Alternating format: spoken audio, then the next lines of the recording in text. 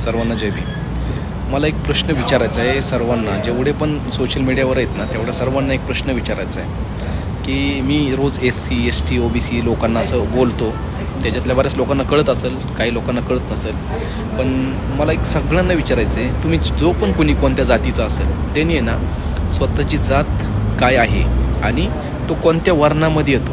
वर्ण माहिती ना तुम्हाला, 4 वर्ण आहेत: ब्राह्मण, क्षत्रिय, वैश्य आणि शूद्र आणि अतिशूद्र.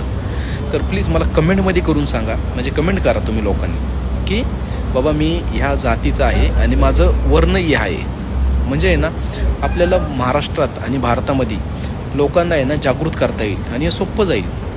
आपण काही कोणाला हिनवत नाही आहे, आपण फक्त विचारतो आहे, सजेशन घेतो आहे. याच्यातून काय होईल माहिती आहे का, तुम्ही लोक जे सांगणार की बाबा माझी जात ही आहे, आता मी सांगतो माझी जात महार होती, माझा धर्म बुद्धिस्ट आहे आता सध्या, पण ज्यावेळेस आम्ही हिंदू धर्मामध्ये होतो त्यावेळेस माझी जात महार होती, माझा धर्म हिंदू होता आणि मी अतिशूद्र या वर्णामध्ये होतो.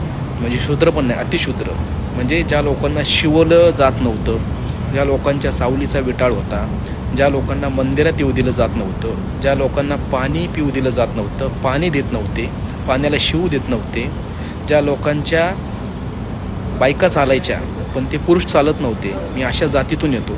तसं तुम्ही लोक कुठल्या जातीतून, कुठल्या धर्मातून आहे मला ते सांगा, म्हणजे कळेल आपल्याला की जागृत